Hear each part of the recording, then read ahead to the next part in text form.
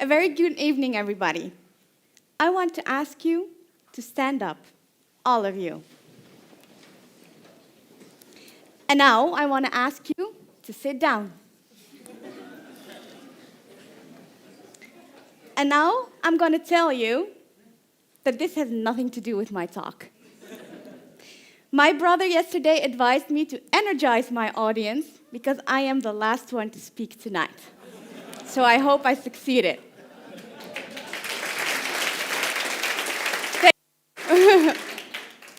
How amazing to be standing here in front of you tonight.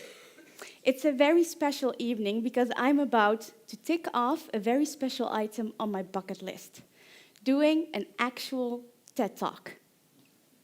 Now, what makes it that I can stand in the front of a bunch of people that I don't know and still want to share a very personal story? I must be crazy, no? Well, I think I can explain. And it has a lot to do with the main theme of tonight, trust. And as I say that out loud, I know I must sound even more crazy because I just told you that we don't know each other. So how can I trust you? Well, that I can also explain. I trust you because I feel like we're here tonight for the same reasons. Just like me, you are here because you are interested in the stories of other people. You maybe want to be inspired by them, you want to learn new things. Just the fact that you are here to be part of this amazing event makes me feel a connection with you. And it's based on this connection that I build a trust. Common grounds. Is that what it would take? Let's see if we have more in common, and let me properly introduce myself. My name is Ibtisam Boulahrouz. I'm 29 years old, born and raised in a small city in the Netherlands. I grew up in a warm and lovely family, being the oldest of 4, and my parents worked very hard to give us everything we needed and motivated us to unlock our potential and maximize our personal growth. So we did, all 4 of us in our own way. A very expensive joke for my parents, as we all included a study at the university. For me, personally, it meant chasing my childhood dream of becoming a doctor. And fortunately, I just started with my residency to become a general practitioner, better known in Dutch as a huisarts. As I tell you my story, I know it sounds like the story of a typical Dutch woman, right?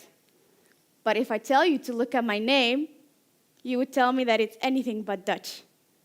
As a matter of fact, most Dutch people prefer to call me Ties, as pronouncing my full name can be quite a challenge.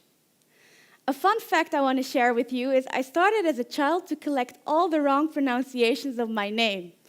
And now, 29 years later, I can fill a whole bookshelf. I have an Arabic name, and that is because my parents originally are from Morocco.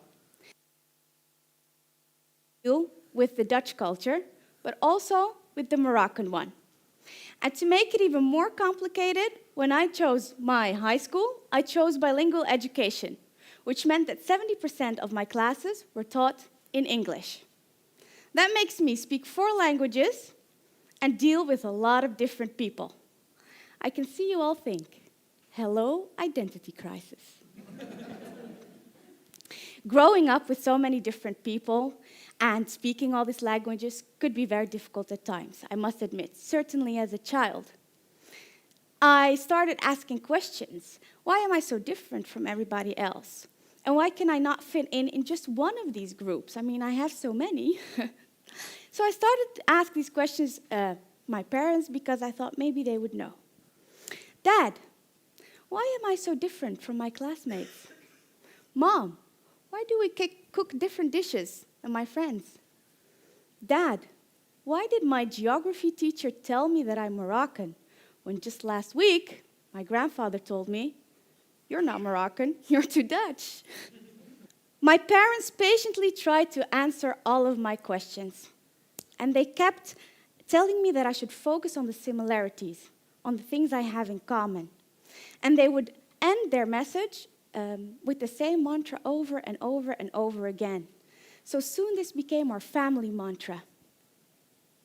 They would say, Ibtisam, although we are different from the outside, you must remember we're all the same on the inside.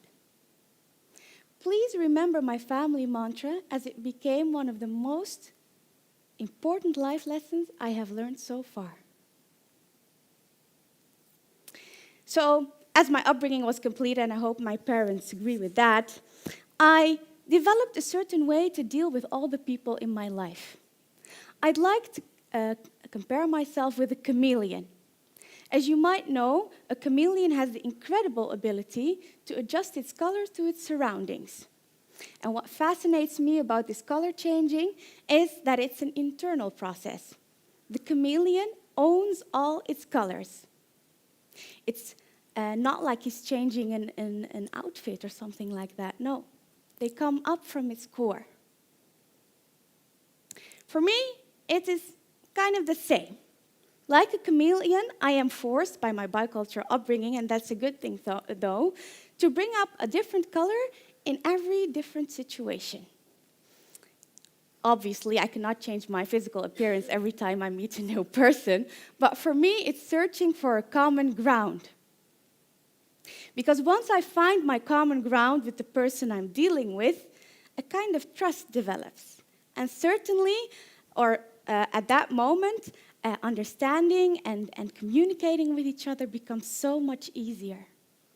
And just like a chameleon, I own all my colors. It's not like I pretend to be someone else or try to mimic the characteristics I see in front of me. No, I just dig up a characteristic that I already own. As I'm getting older and wiser, I hope, I'm adding more and more and more colors to my list. To give you a few examples of the colors I already own, I am Dutch Ibtisam, I'm Moroccan Ibtisam, I am daughter, granddaughter, sister, friend Ibtisam, I'm fear of flying Ibtisam, I am Muslim Ibtisam, I am allergic Ibtisam, I'm in love with watermelon Ibtisam. I am a lot, just like all of you. Now remember my family mantra, different from the outside, yet the same from the inside.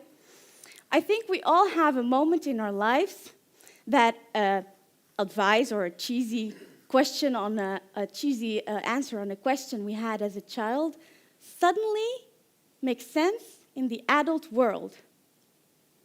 I see a few of you nodding. Familiar, right? Well, I had that moment during my first day on the operation room as a resident in medical school. I was very excited to finally see a living person from the inside, and the surgeon gave me the task of prepping the patient. This meant that I had a long list of questions I had to ask the patient, and that is the way we collected the information before the operation could commence. First patient came in, I took my task very seriously, so I asked all the questions and I went back into the operation room. The surgeon opened up the abdomen, and I couldn't help but be mesmerized. So much beauty, so much detail, so much structure in the organs I saw. That made me that I couldn't wait to see the next patient. What would be next? So I rushed into the room of the second patient, again asked all the questions, a little bit more quick than with the first patient, and I rushed back into the operation room. Start, I said. I want to see what's next. As the surgeon opened the second abdomen, right there, in that moment, my family mantra hit me. I interviewed these two men. I did that, and they were anything but the same based on the answers they gave me. As a matter of fact, they even differed in skin color. And yet, would you ask me to identify them by a picture from their inside? I wouldn't be able to. My parents were right. We are the same on the inside. That moment was so powerful that I couldn't hold back my tears. I don't know what the surgeon thought of that. Never become a surgeon, maybe. But it was there that I also understood that being the same on the inside meant more than just having the same organs. the philosophy of the family mantra finally found its place in my head and in my heart.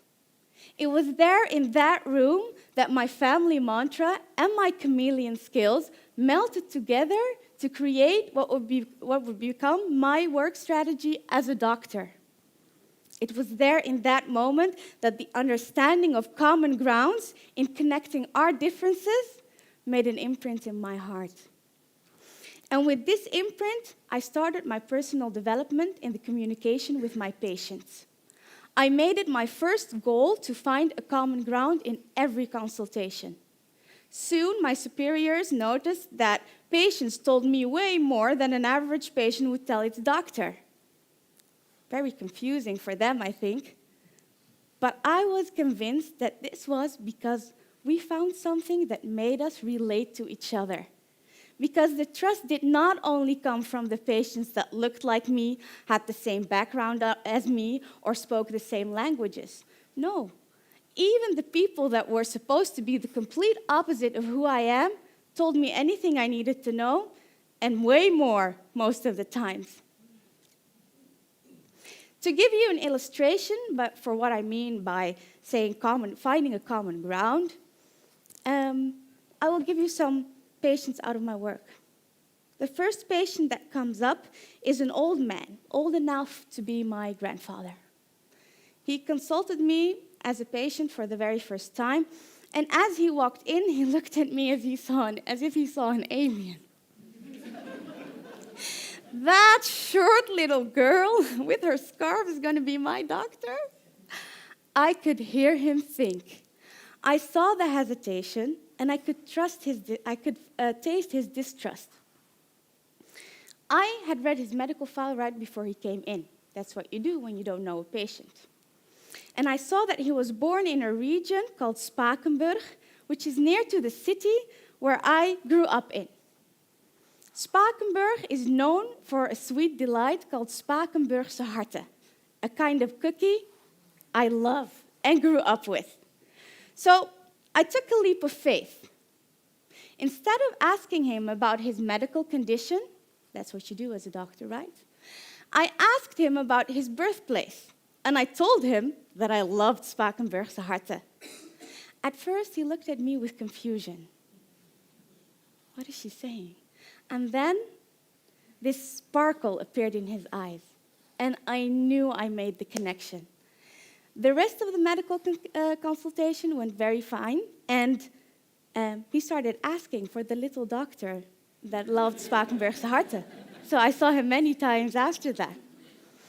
The second patient that comes up in my mind is a patient I saw during my residency. One day, a superior walked up to me and he said, "Do you speak Farsi?"